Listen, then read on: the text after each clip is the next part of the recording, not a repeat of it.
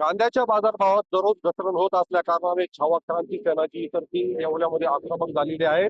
आपण पाहू शकतात का येवला कृषी उत्पन्न बाजार समितीच्या प्रवेशद्वारासमोर पुणे इंदोर मार्ग जो आहे तर तो या ठिकाणी शेतकऱ्यांसह छावा क्रांती सेनेच्या पदाधिकाऱ्यांनी या ठिकाणी रोखून धरलेला आहे.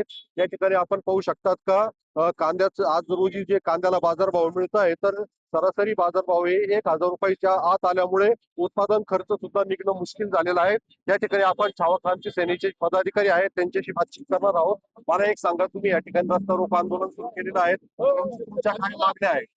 च्या कांद्याला 25 रुपये प्रति किलो खर्च येतोय आणि आज 700-800 रुपये आणि 1000 रुपये भाव जातोय. त्यामुळं शासनाने तात्काळ आजच्या 2,000 रुपयाच्या पुढे कसा कांद्याचे भाव भेटतील याकडे तुम्ही लक्ष घालावा. जर अन्यथा हा रस्ता रोको टेलर आहे, नंतर तुम्ही जर आम्हाला जर कांद्याला 2,000 रुपये भाव जर न दिल्यास आम्ही आता मंत्रालय सुद्धा धडक देणार आहे. मला हे सांगा, तुम्ही या ठिकाणी रस्ता रोको आंदोलन करताय, एकूण काय मागण्या आहे? आज रोजी मिळणाऱ्या बाजारभावातून तुम्हाला कांदा विक्रीसाठी परवडतो किंवा नाही? अहो, शेतकऱ्याचाच बाजार करून टाकलाय. तुम्ही विचार करा का 2009 ला माझा कांदा 1145 रुपये गेलता 2009 ला. आज काय भाव आहे? 600-700. एवढं निर्लज्ज वागायचं असतं का? इतकं बेशरम. अहो, प्रत्येकाचं 6वं वेतन, 7वं वेतन, 8वं वेतन, 9वं वेतन, आणि शेतकऱ्यांनी कोणतं वेतन काढत? एक तर शेतकऱ्याच्या मुलांचे लग्नही होत नाही. कशामुळं? ह्या वाईट परिस्थितीमुळे. आणि जर मला सांगा, प्रत्येकाकडे जर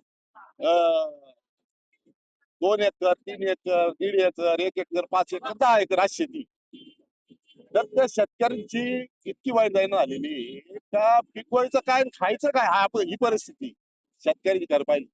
म्हणून शेतकऱ्याला कमीत कमी 2,000 रुपये भाव दिलाच पाहिजे. खताचे भाव काय वाढलेले, मजुरी काय झालेली, भयान परिस्थिती शेतकरी, म्हणजे जगावा का मरावा अशी परिस्थिती.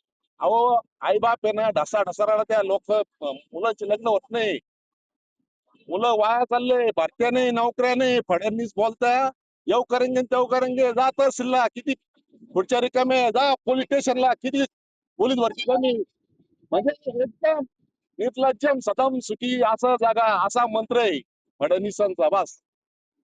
बरोबर. एकंदरीत पाहता कांद्याला 2,000 रुपयांच्या वरती बाजारभाव मिळाला पाहिजे, त्यानंतर बाजार परवडतील. आणि जर बाजारभाव नाही मिळाला तर थेट मंत्रालयावर धडक देणार असल्याचा इशारा या ठिकाणी देण्यात आलेला आहे. उमेश पारीख, U9 मराठी, येवला, नाशिक.